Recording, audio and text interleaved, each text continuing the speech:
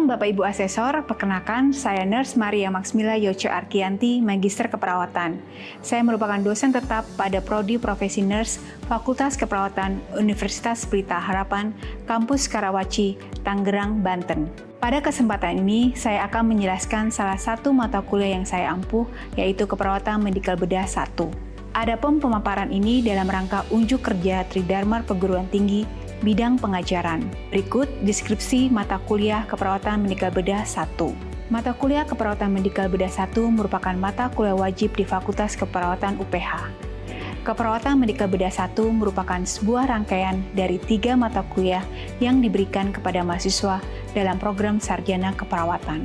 Mata kuliah ini berfokus pada pemenuhan kebutuhan klien dewasa dengan gangguan pemenuhan kebutuhan oksigenasi, sirkulasi, dan hematologi melalui pemberian asuhan keperawatan dasar medikal bedah, mulai dari pengkajian hingga evaluasi pada klien dengan gangguan sistem respirasi, kardiovaskuler, dan hematologi. Mata kuliah ini memiliki bobot 5 SKS yang dibagi dalam 3 SKS pembelajaran teori yang terbagi dalam 14 kali sesi pertemuan dengan durasi 3 kali 50 menit dalam satu sesi. 1 SKS pembelajaran dengan durasi 1 kali 170 menit untuk pembelajaran laboratorium, dan 1 SKS klinik dengan durasi 1 kali 170 menit. Mata kuliah prasyarat untuk mata kuliah ini adalah mata kuliah Fundamental of Nursing Assessment, serta mata kuliah ini menjadi prasyarat untuk mata kuliah Keperawatan Medikal Bedah 2. Pada mata kuliah ini, mahasiswa akan lulus jika memperoleh nilai minimal 70. Capaian pembelajaran lulusan pada mata kuliah ini adalah: yang pertama, mendemonstrasikan kejujuran dan integritas dalam semua tindakan terhadap sesama. Yang kedua, mendemonstrasikan komitmen untuk mengabdi kepada Tuhan, negara, dan masyarakat. Yang ketiga, mendemonstrasikan keterampilan dalam penelitian, edukasi, kepemimpinan, dan manajemen. Yang keempat, menerapkan praktik berbasis fakta serta penjaminan mutu informasi atau data secara tepat dalam area pelayanan kesehatan dan keperawatan. Yang kelima, mendemonstrasikan asuhan keperawatan yang aman, komprehensif, dan holistik dalam praktek keperawatan dan pelayanan kesehatan di berbagai pengaturan dalam pengawasan yang tepat. Capaian pembelajaran mata kuliah atau CPMK adalah sebagai berikut.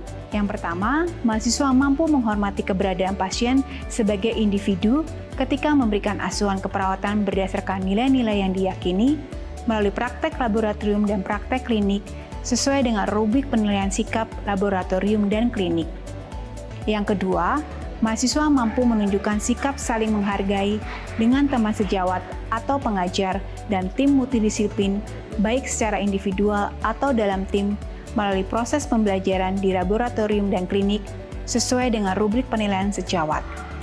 Yang ketiga, mahasiswa mampu mendemonstrasikan perilaku profesional dalam melaksanakan proses asuhan keperawatan yang holistik dengan klien, rekan sejawat, dan tim multidisiplin melalui praktek laboratorium dan klinik sesuai dengan rubrik penilaian. Yang keempat, mahasiswa mampu mendemonstrasikan asuhan keperawatan yang holistik mulai dari pengkajian sampai dengan evaluasi melalui praktek laboratorium dan praktek klinik sesuai dengan kriteria penilaian. Yang kelima, mahasiswa mampu mengintegrasikan teori keperawatan dan evidence-based practice dalam proses asuhan keperawatan melalui penugasan sesuai dengan kriteria penilaian. Adapun topik mata kuliah dalam mata kuliah ini adalah: yang pertama, asuhan keperawatan pada pasien TBC, yang kedua, asuhan keperawatan pada pasien dengan asma, yang ketiga, asuhan keperawatan pada pasien dengan COPD, yang keempat, asuhan keperawatan pada pasien dengan pneumonia, yang kelima, asuhan keperawatan pada pasien dengan kanker paru. Yang keenam adalah asuhan keperawatan pada pasien dengan efusi pleura. Yang ketujuh, asuhan keperawatan pada pasien dengan hipertensi. Yang kedelapan, asuhan keperawatan atau pembacaan EKG dan pengkajian jantung. Yang kesembilan, asuhan keperawatan pada pasien dengan CAD dan ACS. Yang kesepuluh adalah asuhan keperawatan pasien dengan aneurisma. Yang ke-11 adalah CHF, asuhan keperawatan pada pasien dengan DHF, leukemia, dan terakhir hemofilia.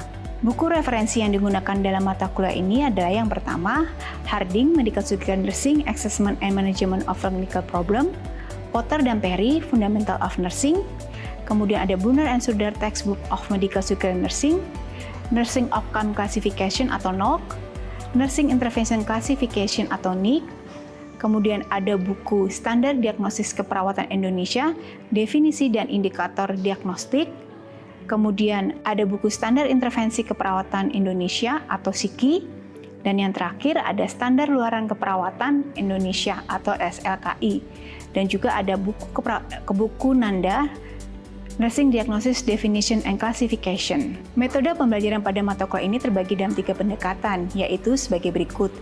Sebelum kelas, mahasiswa akan membaca topik mingguan di Moodle dan juga menonton video materi pembelajaran. Selama kelas, mahasiswa akan diberikan ceramah dan diskusi, serta diberi kesempatan untuk tanya jawab. Dan setelah kelas, mahasiswa juga diminta untuk mengerjakan tugas seperti kuis yang ada di Moodle, serta mahasiswa juga melakukan pembelajaran mandiri. Metode penilaian yang dilakukan pada mahasiswa untuk mata kuliah ini meliputi yang pertama PAR, yaitu dengan bobot penilaian 10% yang terdiri dari Lab Performance Evaluation dan sikap klinik, kemudian Pro 25% yang terdiri dari resume kasus dan peta konsep penyakit berdasarkan kasus, kemudian TG 10% ujian tindakan keperawatan, kuis mingguan dengan bobot 15%, kemudian ada UTS dan UAS dengan bobot penilaian 20%. Nilai batas lulus adalah 70. Berikut merupakan video pembelajaran sebagai unjuk kerja terdamar perguruan tinggi bidang pengajaran. Selamat pagi semuanya. Pagi. Oke, bagaimana kabarnya hari ini? Baik. Oke, baik ya. Sekarang kita masuk perkuliahan ya. Hari ini kita masuk untuk mata kuliah Keperawatan Medikal Bedah 1, tapi sekarang kita sudah masuk ke week yang ke-7 gitu ya. Tadi sudah ada yang berdoa? Belum ya? Belum. Oke, kalau kita belum, sebelum kita mulai akan dipimpin doa dulu. Saya minta tolong Yonatan ya untuk pimpin dalam doa. Silakan Yonatan. Baik teman-teman dan Ibu dosen, sebelum kita mulai kelas kita pada hari ini, kita buka dalam doa. Mari kita bersatu dalam doa. Terima kasih Bapa di surga, Engkau telah menyertai kegiatan kami dari pagi tadi hingga siang hari ini Tuhan. Saat ini kami akan mulai kelas MSN 1 kami Tuhan. Kiranya apa yang akan kami bahas pada saat ini kami dapat mengerti dan baik, dan berkatilah juga Ibu dosen yang akan memberikan materi kepada kami Tuhan. Semuanya kami serahkan ke dalam tangan-Mu. Kami berdoa dan mengucap syukur. Haleluya. Amin. Baik, terima kasih Yonatan. Oke, hari ini kira-kira topiknya apa? Sudah tahu? Kan sudah ada RPS-nya tuh di Moodle. Hipertensi. Berarti udah pada sering dengar ya apa itu hipertensi, karena hipertensi itu sebenarnya penyakit yang umum gitu ya, sudah pernah dengar gitu. Atau nama lainnya kalau bahasa Indonesianya apa? Ya, penyakit tekanan darah tinggi. Oh, udah pinter-pinter ya. Oke, kita masuk ya. Ini ada quote sedikit, by doing what you love, you inspire and awake the heart of other. Kira-kira apa ini maksudnya? Kalau kamu melakukan sesuatu yang kamu sukai, berarti bisa menginspirasi, artinya berbuat sesuatu untuk yang baik untuk orang lain gitu ya. Karena kita perawat, jadi sesuatunya harus dari hati. Oke, ini pendahuluan ya. Jadi hipertensi atau tekanan darah tinggi itu masih menjadikan salah satu faktor risiko utama untuk penyakit kardiovaskuler gitu. Jadi kalau ngomongin hipertensi, kita ngomongin namanya juga tekanan darah. Tekanan darah itu kaitannya dengan pembuluh darah gitu ya. Kalau ingat pembelajaran di semester sebelumnya anatomi fisiologi 1 dan 2, kalian kan sudah belajar terkait dengan pembuluh darah gitu ya. Jadi ini ngomongin sekali ini kita ngomongin tentang jantung dan pembuluh darah yang akan menyalurkan darah ke seluruh tubuh. Nah, nanti ada tekanannya, itu disebut nanti tekanan darah gitu ya. Nah, nanti ini topik pembelajarannya ada review unfis, tinjauan medis, dan asuhan keperawatan. Ya, untuk tujuan pembelajarannya, kalian kan sudah bisa lihat di RPS juga ya. Kalau tujuan pembelajaran dari mata kuliah ini adalah kalian bisa menerangkan terkait dengan tinjauan medisnya, kemudian akan memberikan asuhan keperawatan pada pasien dengan hipertensi, gitu ya, baik nanti di lingkungan klinik maupun nanti kalian di masyarakat, gitu ya. Lanjut, nah kita review sedikit nih. Sebelum masuk ke penyakit, pasti akan masuk dulu review anatomi fisiologi. Yang seperti saya tadi di depan bilang ya, kita akan ngomongi anatomi terkait dengan jantung dan apa? Pembuluh darah. Oke, masih ingat ya jantung kerjanya apa? Oke, good. Memompa darah kemana?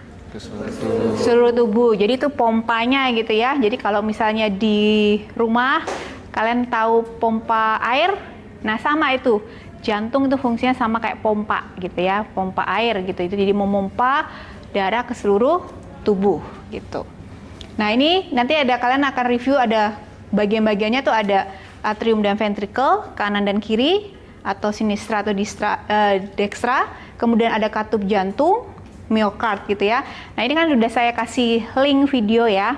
Untuk kalian sebelum ini pasti sudah tonton untuk review dari anatomi fisiologi. Kita lanjut ya. Oke, kira-kira ini adalah regulasi tekanan darah. Ada yang masih ingat mekanisme tekanan darah? Bagaimana? Regulasi tekanan darah? Kalau tekanan darah itu terdiri dari apa tuh? Apa? Oke, CV itu adalah stroke, volume, dan SFR itu adalah tegangan permukaan perifer atau tekanan TPR kalau bahasa Indonesianya gitu ya. Dengan adanya stroke CO dan CFR tadi itu akan menimbulkan namanya suatu tekanan darah gitu ya.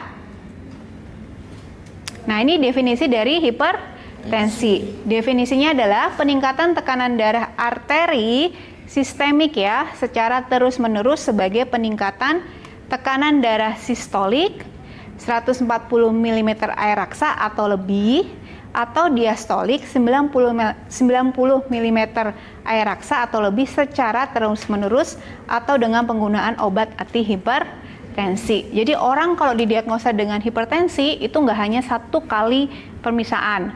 Minimal kalau kalian baca, memang kita tidak mendiagnosa ya, karena mendiagnosa itu nanti ada dokter, tapi paling tidak kalian tahu kalau diagnosa hipertensi, paling tidak pemeriksaan minimal 3 kali secara terus-menerus dengan tadi tensinya sistoliknya 140 atau lebih dan diastoliknya 90 atau lebih secara terus-menerus ya, dengan atau tanpa obat gitu. Sampai sini boleh dilanjut? Oke, lanjut ya. Nah, ini sebenarnya faktor resiko hipertensi apa aja sih, Bu? Ada 2 nih kaitannya. Ada yang dapat dimodifikasi, ada yang tidak dapat dimodifikasi. Kalau yang dapat dimodifikasi itu misalnya asupan natrium tinggi, pola dietnya harus rendah kalium, kalsium, dan magnesium. Kemudian obesitas atau kelebihan berat badan, penggunaan alkohol yang berlebih, kalau alkohol yang secara standar ya tidak, tapi kalau yang berlebih ya. Kemudian ada resistensi insulin, kemudian merokok. Kemudian yang tidak dapat dimodifikasi itu ada genetik, riwayat keluarga, usia, ras, jenis kelamin, dan stres. Lanjut. Nah, ini patofisiologi. Kita masuk ke patofisiologi. Sebelumnya, untuk patofisiologi itu ada hipertensi primer dan sekunder. Sebenarnya kalau penyebab utama dari hipertensi itu tidak diketahui, tetapi bisa dibagi menjadi 2. Ada hipertensi primer dan sekunder. Kalau yang primer itu tekanan darahnya meningkat tanpa adanya penyebab yang pasti gitu, nggak tahu. Yang penting dia tensinya naik. Tapi kalau yang sekunder itu jika ada tambahan dari penyakit atau penyebab dari penyakit yang lain, komplikasi. Contohnya misalnya penyebab pada penyakit-penyakit apa nih? Yang kaitannya dengan cardiac output ataupun tadi peningkatan SFR atau resistensi vaskular sistemik. Tekanan darah diatur oleh salah satunya bisa dengan ginjal ya. Ingat ya, kalau misalnya ada gangguan pada ginjal pasti bisa menjadikan resiko dari komplikasi dari hipertensi. Lanjut. Nah, ini klasifikasi tekanan darahnya. Nah, klasifikasi tekanan darah itu ada normal, prehipertensi, stadium 1 dan stadium 2 gitu ya. Ini nanti kalian bisa hafalkan ya, tapi normal itu kita harus tekanan darah kurang dari 120 untuk sistolik dan diastoliknya kurang dari 80. Kalau prehipertensi itu tekanan darahnya 130 sampai 139, per bawahnya 80 sampai 89. Kalau stadium 1 itu tekanan darahnya 140 sampai 159, bawahnya 90 sampai 99. Oke. stadium 2-nya 160 per 100 gitu ya. Oke, kita lanjut ya ke manifestasi klinisnya. Kalau untuk manifestasi klinis biasanya hipertensi itu biasanya disebut silent killer. Jadi dia kalau di awal-awal tidak menimbulkan gejala. Jadi gejalanya ya orangnya normal-normal aja. Tapi begitu diukur tekanan darahnya tinggi gitu. Pernah dengar nggak kalau di masyarakat tiba-tiba nanti biasanya kalau terkena tiba-tiba sudah yang komplikasi itu karena tadi itu hipertensi kenapa berbahaya karena tadi dia tidak menimbulkan gejala, namanya silent killer gitu ya.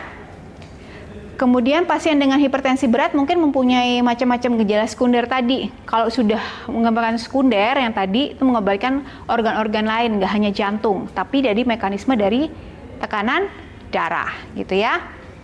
Nah, gejala sekundernya bisa kelelahan, pusing, palpitasi, angina, dan dyspnea. Kemudian sebagian besar gambaran klinis adalah diakibatkan oleh kerusakan organ dan jaringan akibat hipertensi. Oke, ini komplikasinya ya. Ini komplikasi yang sering gitu ya, yang sering terjadi. Yang pertama kalau pada mata bisa terjadi perdarahan. Kalau misalnya tekanannya sangat tinggi, kita tahu kalau pembuluh darah di mata itu sangat sensitif gitu ya. Tekanannya makin tinggi berarti dia akan menekan. Bisa akhirnya menyebabkan perdarahan arteri venosa. Kemudian juga bisa menyebabkan papil edem gitu ya.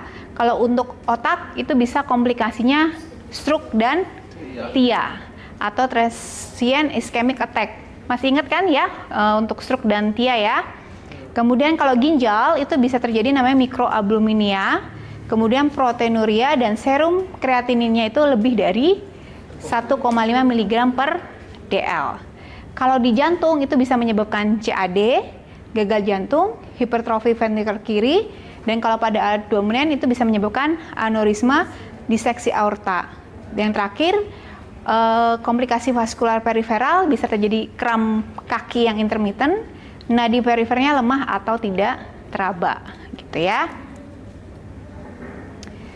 Nah, ini adalah pengobatan dari hipertensi. Jadi kalau pengobatan hipertensi tadi kita lihat lagi ya. Tadi kan tekanan darah itu adalah merupakan perkalian dari cardiac output dan SFR atau resisten vaskular sistemik. Nah, jadi pengobatannya pasti mengacu dari dua tersebut. Yang pertama untuk curah jantung itu berarti hubungannya dengan kontraktilitas dan volume darah. Nah, obat-obatannya apa tuh yang dipakai biasanya? Biasanya tuh golongan diuretik, dorongan penyekat beta atau reseptor beta 1 ya. Itu akan menghambat di sistem saraf simpatis. Kalau untuk yang resistensi vaskular sistemik itu kaitannya dengan diameter dan tegangan pembuluh darah. Itu obat-obatnya jenisnya ada sistem renin angiotensin aldosteron dan reseptor dari alfa vaskular dan penyekat alfa. Jadi nanti obat-obatan tekanan darah itu tergantung dari dia kira-kira di daerah mana yang akan dihambat. Gitu ya. Lanjut. Oke, sampai di sini ada pertanyaan kah dulu? Ya, Luis, apa pertanyaannya? Nggak apa-apa, duduk aja nggak apa-apa, Luis. Pertanyaannya tadi Bu, yang di awal tentang faktor risiko hipertensi. Tadi kan ada yang stres. Nah, stres itu maksudnya tidak bisa dimodifikasi. Itu maksudnya gimana Bu? Kan kalau stres kan kita bisa mengelola kan, bisa dikendalikan. Tapi masuknya stres tadi itu tidak bisa dimodifikasi. Oke. Tidak dapat dimodifikasi gitu ya. Oke. Jadi mungkin ini stresnya kaitannya dengan kalau bukan stres yang secara bisa kita sadari, misalnya pikiran itu bisa kita kelola ya. Tapi misalnya stres yang secara tubuh, misalnya ada infeksi atau inflamasi yang secara terus-menerus, itu sebenarnya ada respons stres juga. Gitu. Itu kan tidak bisa dimodifikasi karena itu proses dari penyakit. Gitu ya. Jadi ini stresnya stres secara fisik. Gitu ya, yang di dalam sel gitu. Jelas? Jelas Ibu. Oke, sip. Ada lagi? Belum? Oke, kita lanjut ke asuhan keperawatannya ya. Nah, untuk penggajian keperawatannya seperti yang sudah dipelajari sebelumnya, untuk penggajian keperawatan itu kita masuk namanya data fokus. Gitu ya. Kalau namanya data fokus itu gimana? Objektif dan subjektif. Oke, namanya data itu pasti ada data subjektif dan objektif. Kalau dia ngomongin data fokus itu bagaimana? yang disebutin? Fokus pada banyak pasien? Fokus terkait dengan penyakit gitu ya, diagnosa pasiennya gitu. Jadi kalau kalian kemarin belajarnya di awal, di semester-semester awal, pengkajiannya itu secara umum. Tapi kalau ini kalian akan belajar datanya fokus. Fokus berarti terkait dengan diagnosa pasiennya. Jadi tanda gejalanya ya kaitannya hanya dengan hipertensi gitu. Jadi pengkajian kamu sudah terfokus pada hipertensi saja, tidak kemana-mana gitu. Tapi kalau nanti misalnya dalam waktu pengkajian kalian ada yang menemukan data lain yang perlu dikelola, ya itu tetap bisa dimasukkan. Tetapi fokusnya tetap pada pasien hipertensi. Ini kita lihat ya, untuk data, ini dia masuk data objektif. Kalau secara kardiovaskular, tekanan darahnya tadi berapa? Dibilang hipertensi? Tekanan sistoliknya? 140 atau lebih. Diastoliknya? 90 atau lebih. Oke, good. Terus kemudian ada perubahan ortostatik pada tekanan darah. Ortostatik itu tekanan darah yang seperti apa? Yang ada kalau orto namanya ada perubahan posisi gitu ya. Tekanan darah itu juga dipengaruhi oleh posisi. Jadi ada perubahan karena perubahan posisi. Kemudian denyut jantungnya ada perbedaan signifikan antara tekanan darah bilateral, ada bunyi jantung abnormal. Kalau bunyi jantung yang normal hanya S1 dan S2. Kalau ada tambahan atau abnormal berarti S3 atau S4 gitu ya. Kemudian ada denyut apikal yang bergeser ke lateral, denyut perifer berkurang atau hilang. Kemudian bunyi abnormal pada arteri karotis, ginjal atau femoral, serta ada edema pada perifer. Perifer itu pada tungkai ya atau permukaan gitu ya. Kemudian kalau pada abdomen itu biasanya pasiennya ini secara teori ya, ada obesitas karena tadi ada faktor resikonya. Kemudian ada neurologis, perubahan status mental. Oke, ini pemeriksaan penunjang. Kalau misalnya bisa dilihat elektrolit serumnya itu abnormal, terutama pada kalium. Terus kemudian bun dan kreatinin, glukosa, kolesterol, trigliserida, proteinuria. Ini tadi kaitannya dengan faktor resiko, gitu ya. Kemudian albuminuria, hematuria, bukti penyakit jantung iskemik dan hipertrofi ventrikel kiri pada EKG. Kemudian ada bukti penyakit jantung struktural dan hipertrofi ventrikel kiri pada ekokardiogram, gitu ya. Kemudian ada papil edema juga pada pemeriksaan fonduskopi. Sampai di sini ada pertanyaan? Baik Bu, saya izin bertanya. Apakah hipertensi itu dapat disembuhkan, Bu? Oke. Ada yang pernah baca apakah hipertensi bisa disembuhkan? Ya, silakan. Kalau setahu saya Ibu, hipertensi itu tidak bisa disembuhkan tapi bisa dikontrol. Oke, good, betul ya. Jadi kayak namanya sudah terkena hipertensi, itu adalah penyakit yang nggak bisa disembuhkan, tetapi bisa dikontrol supaya tidak sampai pada komplikasi gitu ya. Jadi dicegah jangan sampai terjadi komplikasi. Jadi istilahnya kita meningkatkan kualitas hidup dari pasien gitu. Karena itu memang tidak bisa sembuh. Oke, ada lagi? Lanjut ya. Oke, ini daftar pustaka yang dipakai untuk PPT-nya. Kalau memang tidak ada pertanyaan, kita akan akhiri dulu ya untuk sesi kita hari ini terkait dengan hipertensi.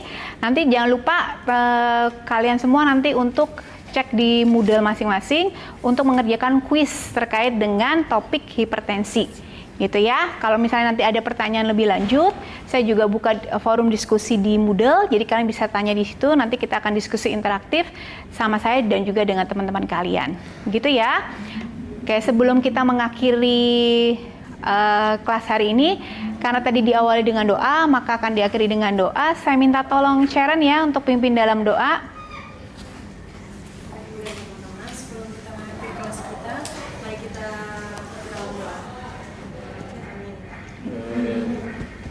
Baik, terima kasih Sharon. Oke, boleh ya kalau sudah mau lanjut ke yang selanjutnya. Oke, sampai ketemu lagi. Iya.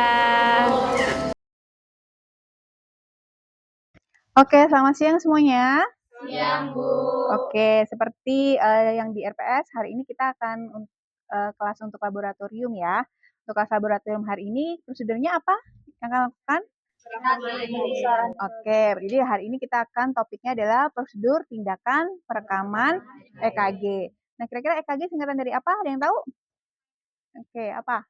Yes. Oke, itu singkatannya ya, elektrokardiogram. Tapi definisinya itu fungsinya buat apa sih EKG? Merekam aliran listrik dari jantung. Oke, good. Itu untuk mengukur aliran listrik dari jantung. Kira-kira tujuannya kalau sudah direkam aliran listriknya buat apa ya? Ada yang tahu nggak tujuannya? Oke, satu-satu. Untuk tujuan diagnostik atau pengobatan, Ibu. Oke, untuk tujuannya biasanya setelah kita mengetahui gambaran elektrisitas dari jantung, itu kita akan melihat atau lihatnya sistem konduksi jantung ya. Itu biasanya digunakan untuk diagnostik maupun untuk pengobatan gitu. Jadi itu salah satu buat untuk tujuannya pengobatan atau diagnostik. Oke, sebelum kita memasangkan elektroda prekordial, saya review dulu ya untuk letak-letaknya. Untuk V1 di mana letaknya? Interkostal, 4, lineal, sternalis, Dextra, oke. Jadi V1 itu ada di intrakostal space atau ICS 4 garis sternalis kanan atau dextra. Oke. Kemudian V2 ICS 4, lineal, sternalis, sinistra. Oke. V3 di pertengahan garis lurus yang menghubungkan V2 dan V4. Oke, pertengahan garis lurus yang menghubungkan V2 dan V4. Berarti kita harus pasang dulu. Setelah V2, kita pasang dulu V4, baru kita akan pasangkan V3. Kalau V4-nya ada di apa? ICS 5, di garis midclavicular sinistra. Oke, ICS 5 sinistra pada linea midclavicularis sinistra atau kiri. Ya. V5 ICS 5, anterior axillaris sinistra. Oke, kalau V6 ICS 5, mid axillaris sinistra. Oke, udah tahu semua ya untuk pemasangan elektroda baik yang di ekstremitas maupun yang di prekordial. Oke, sebelum nanti saya akan mendemonstrasikan untuk perekaman EKG, nanti saya akan memasangkan dulu ya. Tadi kan sudah disebutkan seperti kalian sebutkan tadi. Nanti akan saya pasangkan dulu ke temennya. Nanti kita pasang, kalian lihat di mana letak-letaknya. Kemudian akan saya pasang gitu ya. Nanti akan kita lihat bagaimana gambaran EKG dari teman kalian. Oke, kita akan mulai untuk pemasangan elektroda yang di bagian ekstremitas ya. Kita akan mulai di bagian kaki terlebih dahulu. Nah, sebelum dipasang elektrodanya ini, kita berikan gel dulu ya. Untuk di kedua kaki ekstremitas berarti kaki dan tangan ya. Selanjutnya, setelah kita memasangkan elektroda di pada bagian kaki, kita akan memasang elektroda di bagian prekordial. Oke, tadi kita sudah memasangkan elektrodanya baik yang di ekstremitas maupun di bagian prekordial. Sekarang kita akan melakukan perekaman ya. Pak, sebelum saya lakukan perekaman, Bapak jangan bergerak dulu ya Pak selama dilakukan perekaman ya. Oke, jangan bergerak dulu ya Pak, kita akan mulai rekam ya.